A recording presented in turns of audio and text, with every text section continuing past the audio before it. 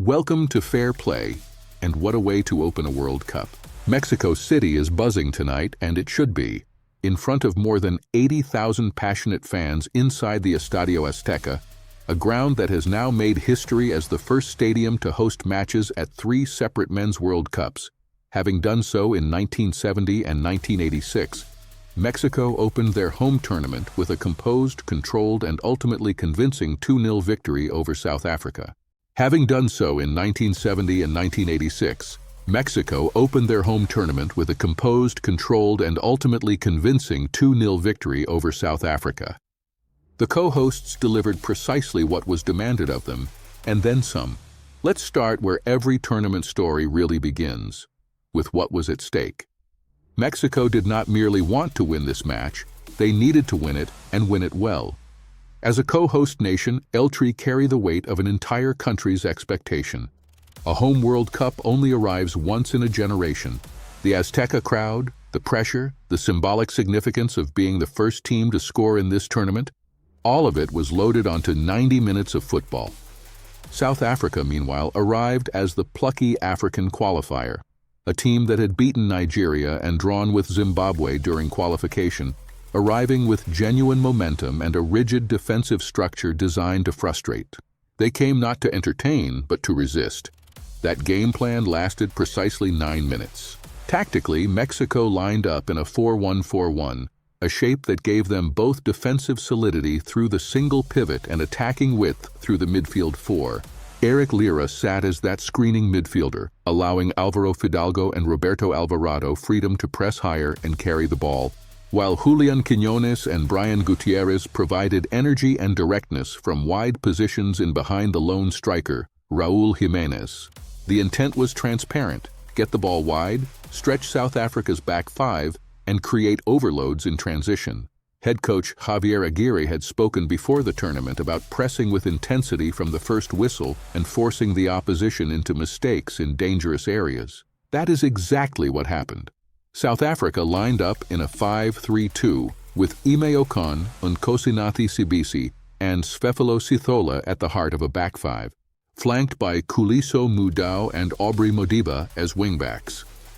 The intent was equally clear: compress the central corridor, stay compact, and look for Lyle Foster and Ikram Reyners to press on the counter through the channels. On paper, it had merit. In practice, the plan was undone by individual errors before it ever had a chance to function. The first half opened at a ferocious pace, driven entirely by the Aztecas' electricity.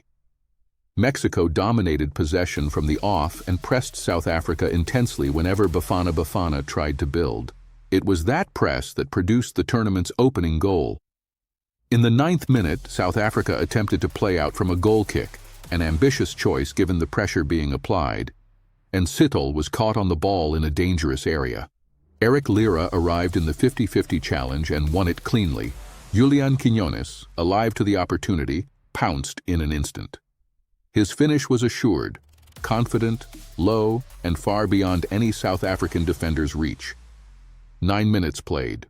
World Cup 2026's first goal, the earliest opening strike of a World Cup since Germany's tournament 20 years ago in 2006. The Azteca erupted. From that point forward, Mexico controlled the tempo entirely. Their 61% possession reflected dominance with genuine purpose. South Africa's counter-attacking game plan required moments of vulnerability to exploit, but Mexico were too disciplined to offer them. Their 2 counter-attack opportunities for Bafana Bafana resulted in nothing. The red card drama that defined the second half actually began brewing in the first. Brian Gutierrez picked up a yellow in the 23rd minute for a mistimed tackle, and Teboho Mokoena was similarly cautioned before the break for South Africa, meaning both sides carried bookings into the interval. There was already a combustible edge to this match. The second half, though, is where the game took its defining shape, and where the match became genuinely historic. Just 4 minutes after the restart, Gutierrez drove at the South African backline and was brought down just outside the penalty area by Sithole, who was the last man standing between him and the goalkeeper. The referee needed no prompting. Straight red card, 10 men for South Africa, and less than 50 minutes still to play. Sithole, who had already been responsible for gifting Mexico their opening goal through his earlier error, had now compounded his evening catastrophically. He will serve a 2-match ban. The Azteca savored every second of it. To their credit, South Africa did not simply disintegrate. Head coach Hugo Broos reorganized quickly, bringing on Thalente Mbata at the 56th minute to shore up the midfield, and Zwane on shortly after to provide some creative outlet from deep. But Zwane's involvement ended in the most ignominious fashion possible. In the latter stages, a VAR review picked up the veteran midfielder appearing to claw at the face of Roberto Alvarado, an act that had been missed by the on-field officials in real time. The monitor was consulted, the decision was confirmed, and Zwane was gone. A straight red card. 3 red cards in a single World Cup opening match. That is a record for the competition's opening fixture, and it tells you everything you need to know about how South Africa's evening disintegrated from structure to chaos. With South Africa reduced, Mexico administered the finishing blow with calm authority in the 67th minute. Roberto Alvarado drove down the right flank and delivered a whipped cross into the penalty area. Raul Jiménez met it with a powerful, well-timed header. The ball was in the net before Ronwen Williams could react. 2-0, and in the moments after, something genuinely moving. Jiménez, tears streaming down his face, stood in front of 80,000 people, having scored his first ever World Cup goal. The weight of that moment cannot be overstated. This is a man who, while at Wolverhampton Wanderers in the Premier League, suffered a catastrophic skull fracture that threatened his career and his life. He recovered, competed in Qatar in 2022, but the World Cup goal that defines a Mexican striker's legacy had eluded him. Not anymore. On home soil, in the tournament his country is hosting, Raul Jiménez has written his name into the story of this World Cup. From a statistical standpoint, the numbers are damning for South Africa. 16 total shots to 3, 9 inside the box to 1, shots on target, 4 to 2, though South Africa's 2 saves from Raul Rangel were routine. The expected goals tell an even starker story, with Mexico generating the quality chances while South Africa's attacking contribution was almost negligible. Ronwen Williams made 2 saves to keep the scoreline from becoming heavier. He was ultimately not to blame for what unfolded around him. The one number that slightly flatters South Africa is the dangerous attacks count, 27 to Mexico's 28. For a brief period in the first half, before the second red card unraveled them entirely, there were signs that their compact shape could generate something threatening. But even that faint hope disappeared with the numbers advantage. In terms of individual performances, Quiñones was exceptional throughout, not just for his goal. He attempted 5 shots, hit the woodwork on 1 occasion, created problems every time he received the ball, and added energy and relentless running across the entire 90 minutes. Roberto Alvarado was equally impressive. 4 tackles won, 2 assists, and a defensive work rate that underpinned everything Mexico did transitionally. Eric Lira was the unsung architect of the opening goal, winning the crucial challenge that set Quiñones free. But the best player on the pitch? That is Raul Jiménez. 4 shots, 2 on target, a headed goal of genuine quality, and the kind of presence that a tournament striker needs. Physically dominant, composed under pressure, and capable of that one decisive moment. His evening was a complete center-forward performance. For South Africa, it would be easy to apportion blame to Sithole alone, and his twin errors were genuinely catastrophic. But the broader picture is of a team that was tactically outclassed before the numerical disadvantage made things irreparable. Teboho Mokoena, usually so composed in the middle of the park, looked hurried and uncertain. Lyle Foster barely touched the ball in meaningful positions, isolated from service throughout. The historical context adds another layer. These 2 nations met once before at a World Cup, in 2010, when South Africa hosted the opening match and drew 2-2 with Mexico in Johannesburg. There was symmetry in facing each other again as an opening fixture 16 years later, but the outcome this time was emphatic.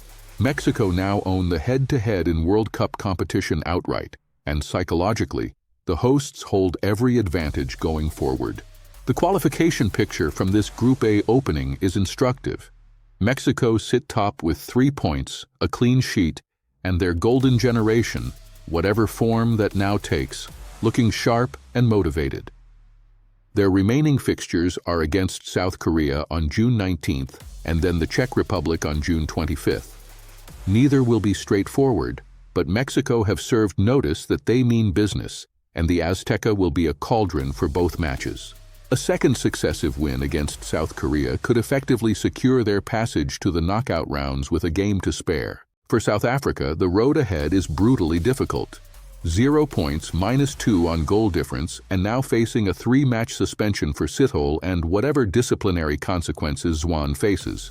They host South Korea on June 18th before a home fixture against the Czech Republic on June 25th. To qualify from this group, they almost certainly need to win both remaining games, and that assumes other results cooperate. The Sithole absence is a wound that goes beyond squad depth. He was central to everything Hugo Bruce wanted to do in defense. That the man who gave away the opening goal and then got himself sent off in the same match will now miss the 2 games where his team need maximum points is almost Shakespearean in its brutality. The verdict on this evening is straightforward. Mexico were the better team from the first whistle to the last, and the scoreline, while comfortable, understates how thoroughly they controlled this match. South Africa's structural collapse in the second half handed Eltree an open invitation, and they accepted it with goals of genuine quality and character. What makes this result matter beyond the 3 points is the emotional truth at the heart of it. A nation hosting its greatest sporting event, a stadium steeped in World Cup history, and a striker who fought back from near tragedy to score the goal his career demanded. Raúl Jiménez's tears were Mexico's tears, and the rest of the world's best teams have been put on notice that the Azteca under these conditions is going to be a very uncomfortable place to play football. This tournament has found its opening story. The question now is whether Mexico can sustain it. That's the fair play verdict on this one. If you want more analysis like this, follow us. Find us on YouTube, Instagram, and TikTok at FairPlay AI, and follow Anthony personally on X at Anthony Fairplay. See you next match.